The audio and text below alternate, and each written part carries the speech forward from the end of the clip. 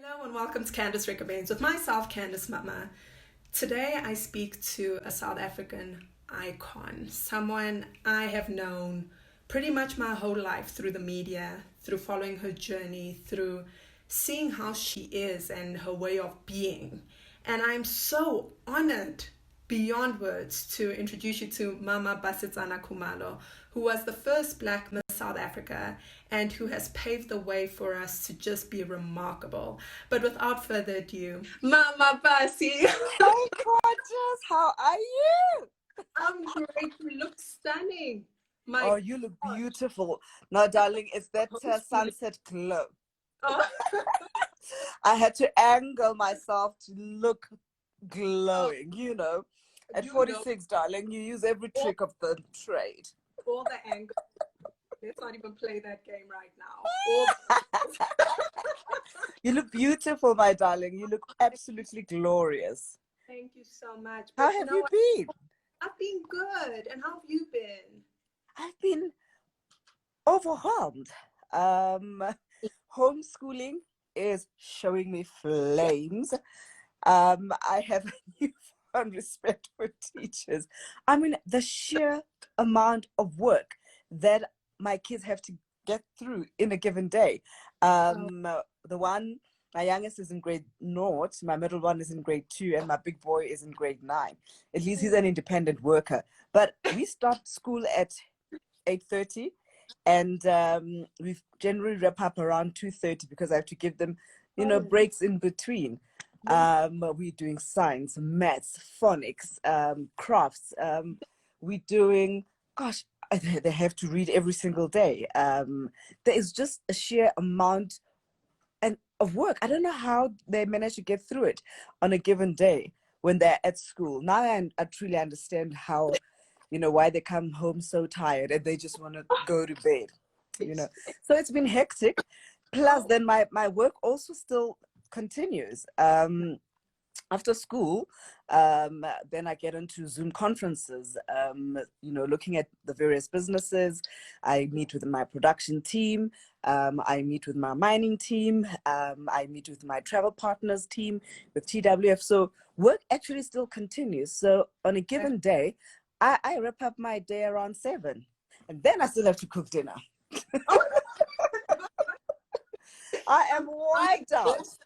I'm exhausted simply listening to you. I am like, and you know what it does? It makes me just realize again, because I mean, your intro for me is just, there's no introduction big enough I can give you because you're just a powerhouse, right? And not only are you doing all these incredible things, you're still an incredible mother and a Oh. wife.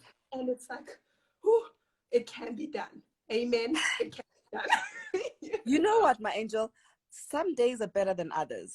Yeah. There are days when I just feel overwhelmed, and I've also learned as a mother and as a wife and as a businesswoman not to feel guilty if I don't manage to tick all the boxes every single day. Some days the energy levels are up. Some days you feel like, oh, I can just stay in bed just for another hour, and it's, I'm not trying to win a trophy to, Yeah. best mom of the year, best wife of the year. I'm just trying to do the best that I can Yeah. every single day. And, Candice, my best is good enough.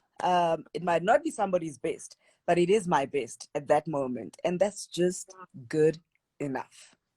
I mean, that's already so inspiring. I think so many people are going to hear those words and think that I can breathe, right? Because I think we're so busy comparing ourselves to the highlight reels we see on Instagram, to the Yeah. highlight reels on Facebook, and we think, oh, but she's doing everything and she's never tired and she's she's always on the ball and she's always successful. And the fact that you can say, I get exhausted, I get tired, it's liberating. It makes us feel like, whew, I can breathe. I can breathe. But And Mama, we are allowed to not get it right every day. There absolutely. is no formula. There is no to-do list, and there's nobody to impress, because Uh, the streets of the gram, honey, they're not necessarily the real streets that all of us inhabit, and making life look just effortless, and that you look gorgeous every single day. I mean, for this interview I thought, Mama better glam up and put on Oh, some, some lashes, honey. I was not going to show up without a decent face. But then on a given day, I'm in a robe until 3, 4 o'clock because that's just how the cookie is rolling in the stage, yeah, no, I mean, that's so empowering. And I mean, like I'm saying, I've seen you in a row because you have actually posted a video on your Instagram where you were not in glam, you were just in your robe, you were singing, you were chilling. And I was like, that is the person I want to be, because it's just so empowering. It really is. And honestly, I'm so honored that you've taken the time to speak to me because, Thank I you for mean, having. Bassie, you've done phenomenal things. You can't think, I always say to people, you can't think of South Africa, 1994, Nelson Mandela, and not put Basetsana Kumalo in that. You cannot. It's impossible because you were part of an era. You were the first face that Black children saw, Black women saw, and said, whoa, she's me and she's doing incredible things, and therefore I can too. And so your story, my journey of hope, I mean, whoa, it's just whoa. I mean, it made me so emotional, and I feel like I'm getting a little emotional now. The fact that you were so vulnerable, where did that come from? Was that a decision you made from the get-go that I'm going to be vulnerable and I'm going to tell my truth? You know, um, uh, I decided when I was penning my memoir that I was only but going to tell the true story of my life. And you're quite right. I'm vulnerable in the book. It's a very candid and honest account of my life, no holds barred. And I had to also visit a lot of places that I do not necessarily want to visit or revisit, but the book propelled me to do that. And you're right, winning Miss South Africa in 1994 at a very critical time in history, in South African history, and to be part of it, to tangibly experience, the new dawn, the new democracy, the Rainbow Nation, the Madiba Rainbow Nation, really changed the trajectory of my life. I think to a large degree, I became the face of hope, the face of hope of what a Black girl child can achieve. A child from the hood, from the townships of Soweto, Ekasi, can achieve. And I think young people, I was a 20-year-old when I won. And I think a lot of young people saw themselves in me, because our stories were the same, coming from, homes that were struggling, whether is to put bread on the table, and parents being civil servants. So when I won, South Africa and the Black girl child truly won.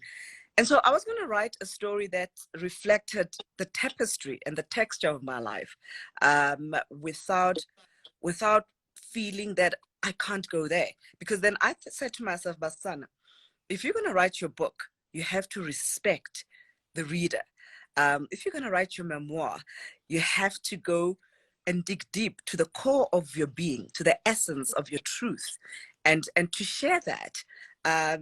And Candice, little did I know that in doing that, I was allowing other women to have their voice. It almost was liberating other women to do the same, to own their own stories, to tell their own stories, because our stories are valid, our stories are powerful. Our stories, little did I know, that my story, for example, of having 7 miscarriages, would be a story of healing for many other women who've lost babies.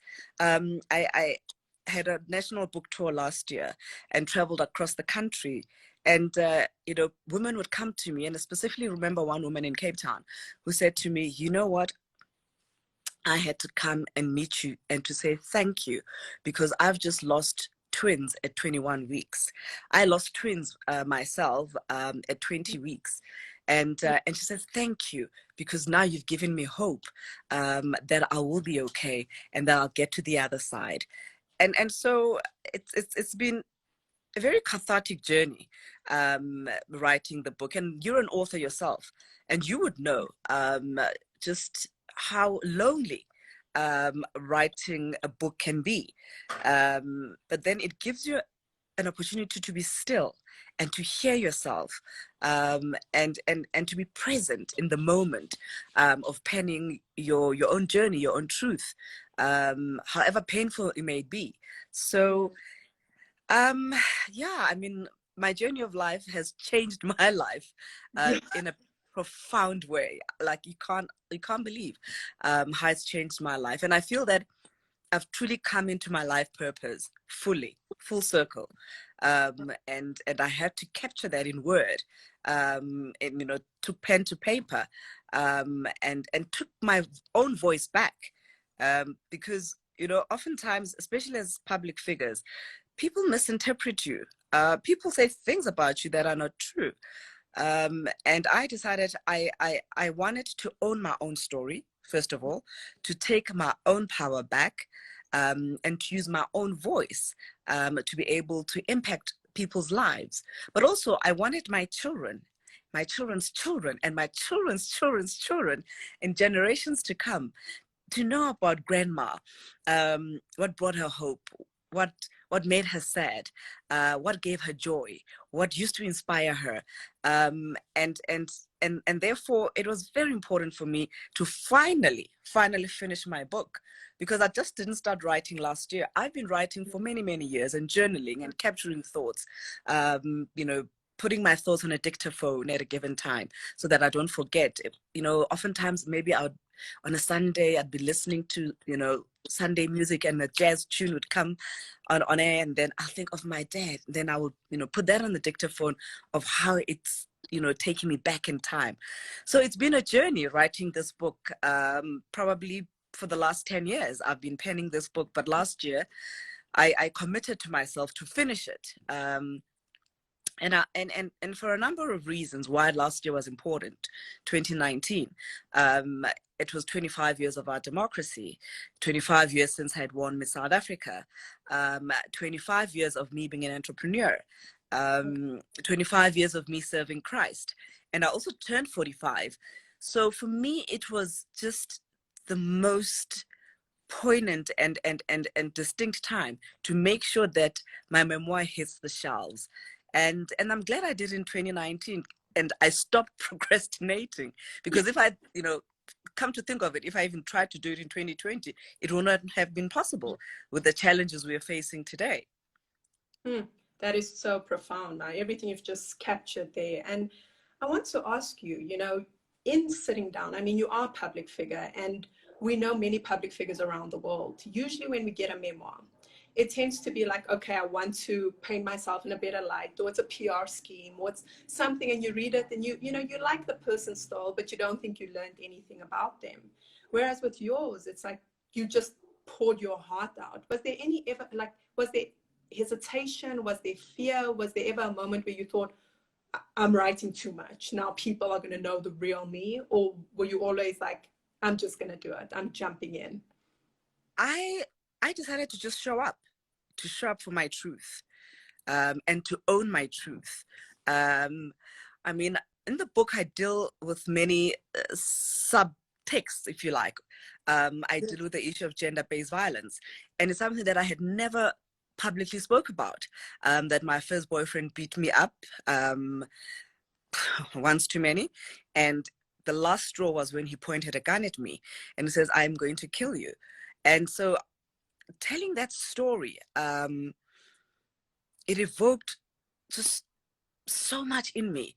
And I actually didn't realize that I hadn't processed that. I literally had shut it out of my consciousness because I didn't want to go there.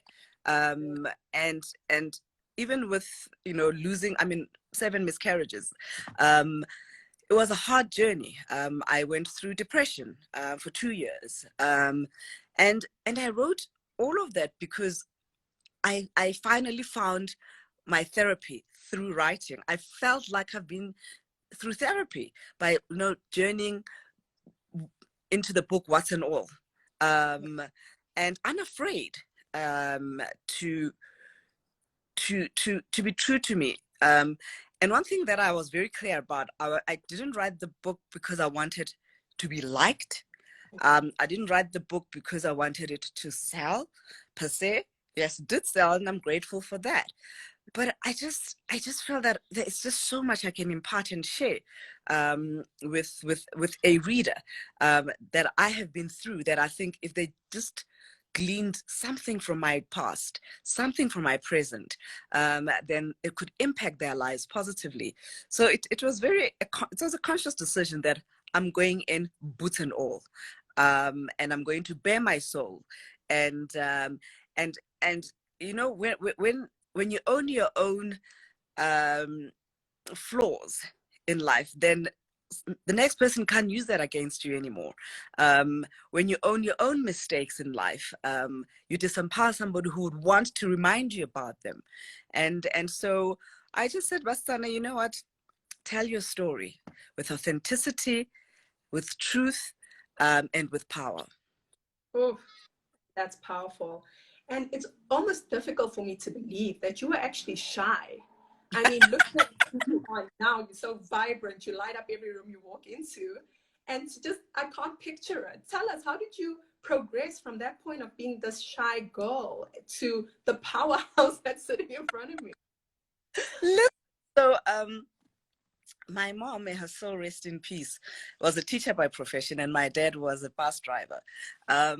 And I was raised in a family where we're allowed to have a voice, where you were allowed to ask questions. You know, oftentimes, especially back in the days, they would often say that children are to be seen and not heard.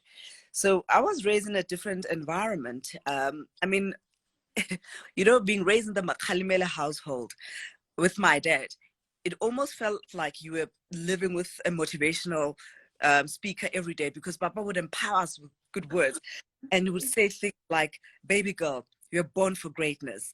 You can do whatever you want to do in life. And so being raised in a home where you are validated, where you're affirmed, gave me a sense of confidence. But funny enough, because I'm the third child, I've got two elder sisters and one younger brother. As the middle child, so to speak, I often felt that I needed to be heard, and wanting to have my voice. But you know, having older siblings, you were like, just be quiet when I'm still making my point here. And so I grew up as a reserved child, and so that also, I think, to some degree, made me a shy person.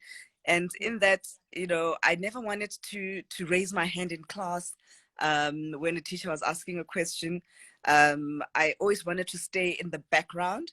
And my mother saw that as I was growing up, and I think consciously tried to bring me out of my cocoon. And that's why she entered us into this beauty competitions. I mean, listen, we entered every single competition, honey, in the hood, whether it was Miss Ellie, whether it was Miss Ellerines or Miss King Kong. I remember my sister Lerato won Miss King Kong, and in those days, listen, the prizes were like a refrigerator or a TV set or a twin set, which was a two-plate stove, a kettle. And Mom entered me into my first competition was Miss Helio, which was a shoe shop, and I won a pair of shoes.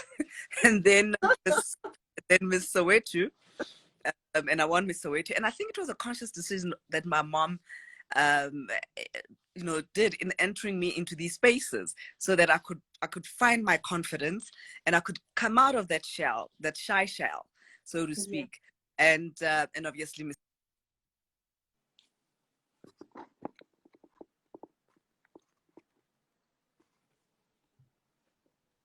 Are we still there? There. Perfect. Are we?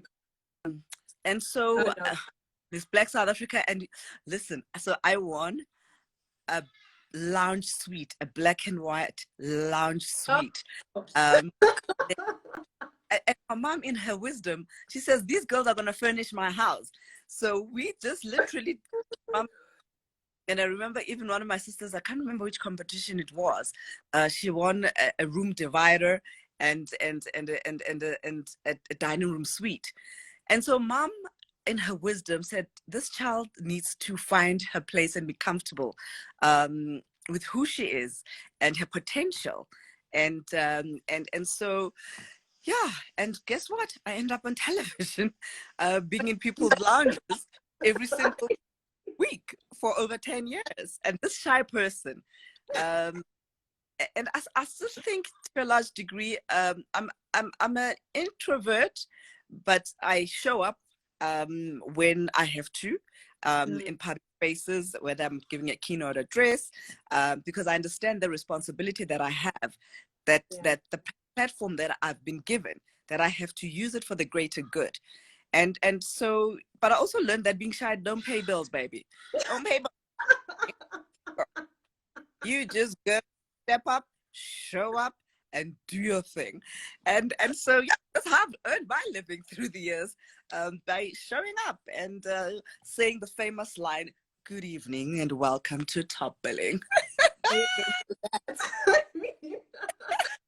love that. I love how it wasn't something that was just gradual. You had to jump straight in, because whether you're competing for a pair of shoes or you're competing for the bigger platform in the country, you know, so I love that. I absolutely love that, because I saw someone ask Mama Bassie to tell us how to become more confident. And I think you answered it when you said, being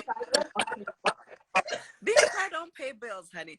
And I think it's also important to surround yourself with people who are positive, people who want you to win, because you're the product of the people that you hang around with.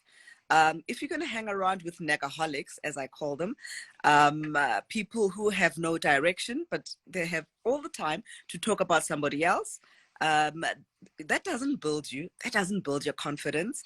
And, even people who will shatter your dreams, and you'll come up with an idea, and and a friend would say, well, you and what army are going to try and do what, start what business?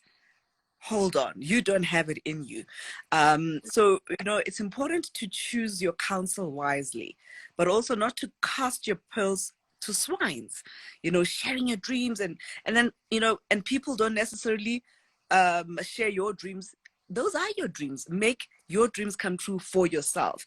And I think also one of the things that I learned early on as a broadcaster, in trying to fine-tune my craft, was practicing, reading a script in front of the mirror.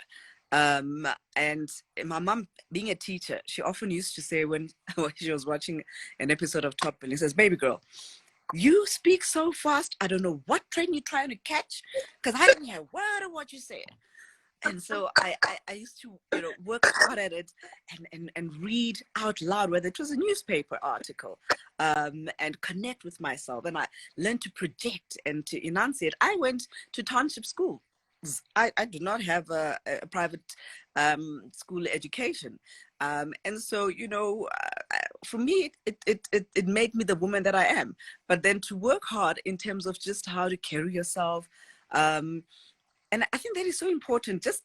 As just women, it's important on how we carry ourselves, how we put ourselves together, and it's not the expensive clothing and the fancy hair. It's just about being comfortable in your own skin. Money does not buy stature and integrity and grace and elegance. It's really about saying, you know what, this is who I am. And once you embrace you, you don't need anybody else's approval. You don't need to be in the popularity competition, because you're good because you love you first. And it's important in terms of confidence as well, it's important to affirm yourself. And whatever you say, which is what I do in the morning when I do my meditation. I affirm myself by saying things like, I'm worthy, I'm smart, I'm wise, I'm healthy, I'm beautiful, I'm amazing, I'm creative, and literally what you put out in the universe comes back at you. And when you speak negatively about yourself, it's a self manifestation of your words. So whatever comes after the I am is what becomes. And I heard this from Joel Osteen, is one of the preachers in America. He says, whatever comes after the I am is what will be, or what it is.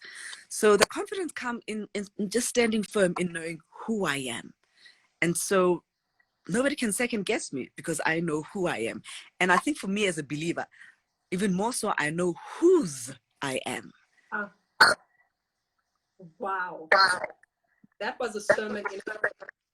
I think we could just close shop.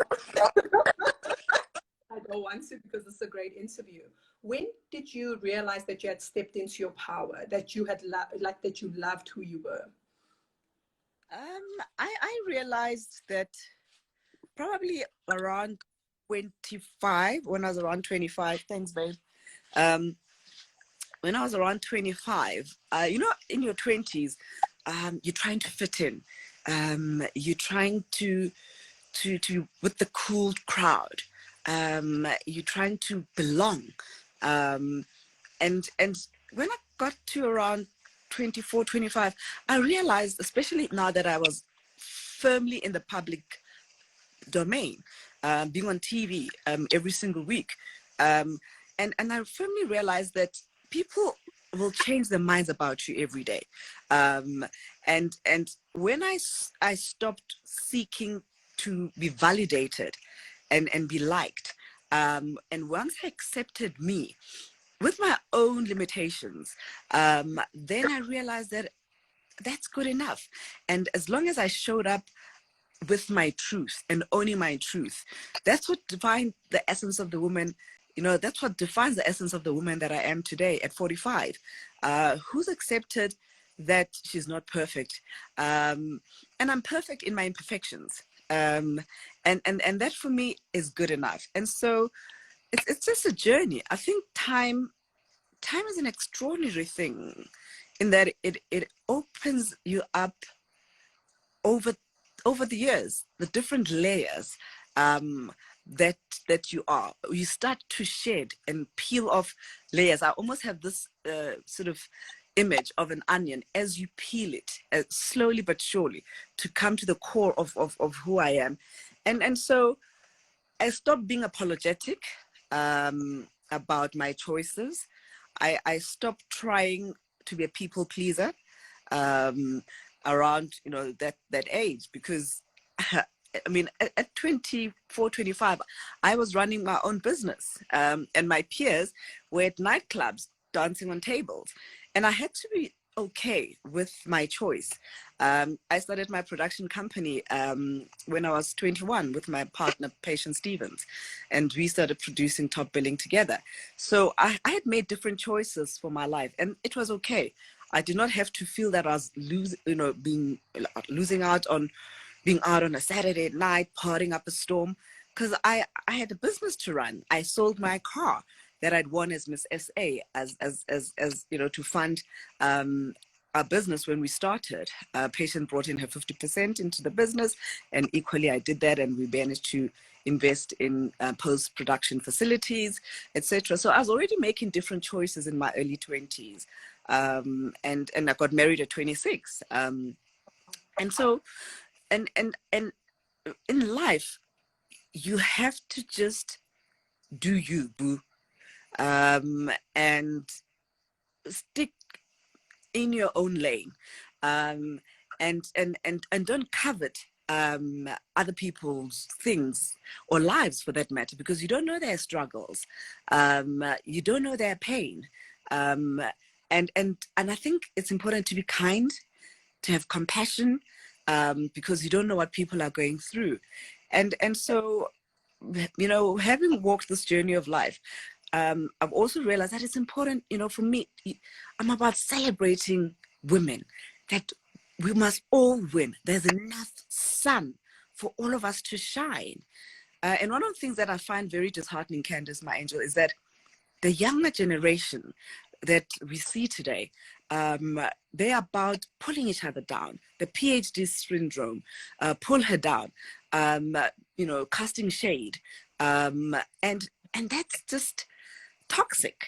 And so I want to see a new generation of women who are coming up like yourself, who celebrate others, who applaud others when they win, and who uplift others. And this is who you are. You that future that I see, and you give me hope to say that we're on the right track, and we need to multiply your voice, multiply your face and amplify your voice.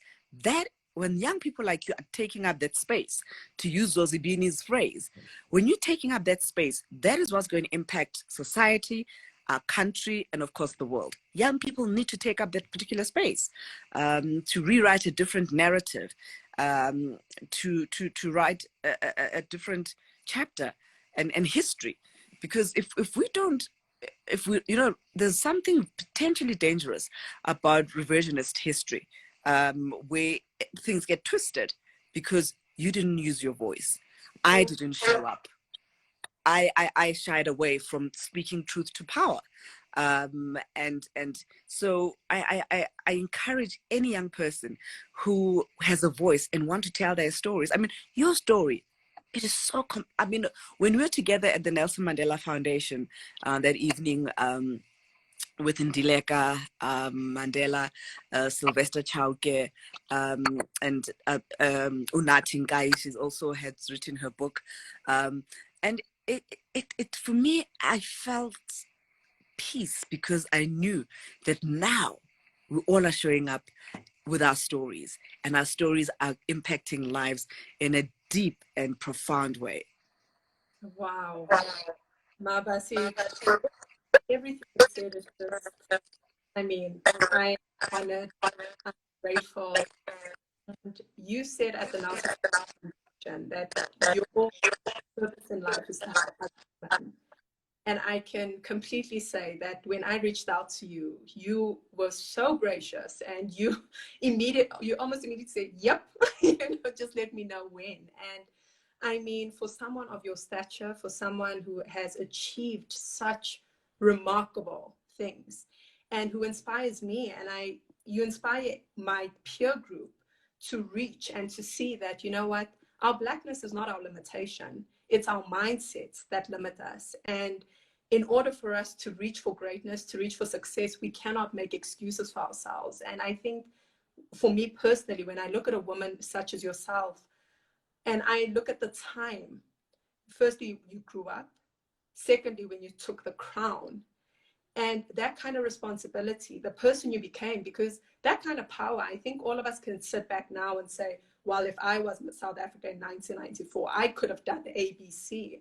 But the truth is, you had incredible responsibility on your shoulders. You were carrying the hope of a country. That is not something easy to do. And you carried it with such poise, such grace. And I think from a time when Black women were told that you will only sexually objectified, or you'll only be good for this or that, you showed us that, look, if you want something and you're willing to work at it, it's achievable. It is yours, but you have to put in the work. And that is what I love about you, that you walk your talk. You're not someone who is, I'm going to tell the world this and I'm going to show the world this, and behind closed doors, I'm going to be a different person. You are who you are, and it is authentic and it is true from behind the scenes, from the time you had no idea who I was to the time we shared a panel together. You were gracious, you were kind, you treated me in a way that I did not feel excluded, and I want to just take this moment to thank you and say, I'm humbled, I'm honored, and I appreciate you. And truly, what you've done, I mean, it makes me emotional just thinking about what you've done for me. And I'm crying today. The makeup is too good. But thank you, truly. I speak for myself, and I'm pretty sure everyone watching this, that you are remarkable, and you are going to be the reason. What I achieve moving forward is going to be because I saw women like you achieving great things, and I just want to thank you for that, and wow, I mean, you've just taken my breath away. Your words that are so sincere are truly heartfelt by me. I receive them with much appreciation and deep gratitude. And, you know, to what you're saying, I posted last week one of my mentors, is Pumzile, who is one of, you know, the women that I admire, and wrote one of my forewords about, you know, the women that I admire. And there's a quote, it's an unknown quote: "May we know them, may we raise them, and may we become them." This is what womanhood should be about. May we know them, may we be them, and may we raise them. And it's also it's a conscious decision for me, because I'm raising a daughter in my home. And you referred to sort of what beauty was perceived as when I won Miss SA.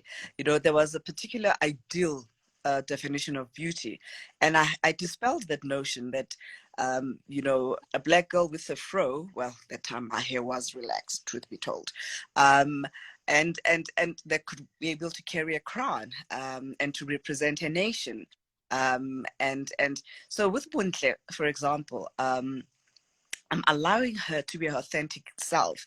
And why I cut my hair and I grew an afro, when I gave birth to her, I wanted her to know that she's good enough. She does not have to change anything about herself. So we both are growing afros, and continuing to affirm her that you're smart, you're intelligent, you're beautiful, because that's how I grew up. I was told those, you know, key values that I've upheld in my life. So for me,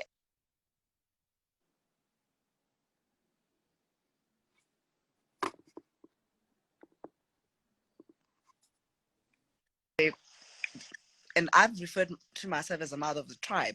And it's not only because of my biological 3 children that God has blessed me with. The tribe is every young person that I'm mentoring, that I'm educating, every young person that has had an opportunity to be mentored by me, but every young person who finds inspiration from my journey. You're my tribe. And so it is in that context that I'm hashtag mother of the tribe. And so, you know, I see a tribe that is thriving, that is winning.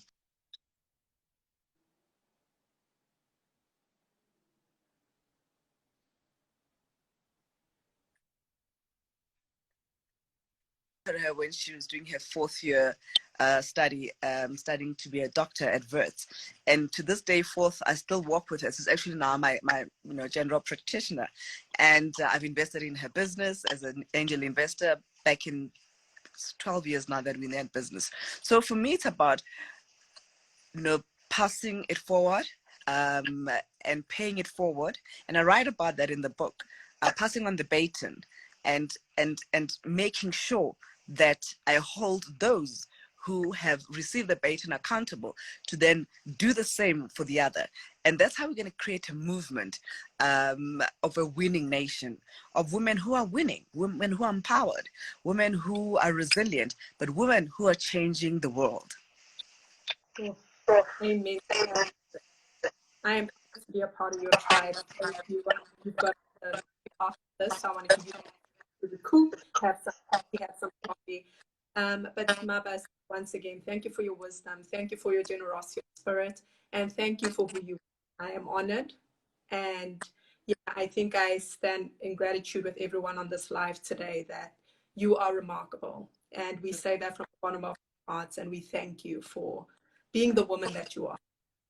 Thank you. Thank you so much. You know, it's always humbles me when people from afar appreciate who you are and what you do, and to hear it from, you know, while we're still alive, some of us, is a blessing. So I don't take that for granted, not by any long shot. So I appreciate that very, very much. And for you to invite me to come and hang out with you, Oh, well, uh, yeah.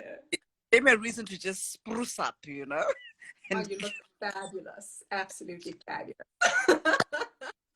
thank you, darling. This deserves a selfie, by the way. Once you're done, take a selfie, post it on the gram. And then I'll post it tomorrow like, yeah, huh? This is how I roll every day. I wake up. Homeschooling. Up like that. Okay, Mama Bassie, sending you big hugs and send my love to the family. Cool. That's a my angel. Bless you. Hey. Bye-bye. Hi, darling. So we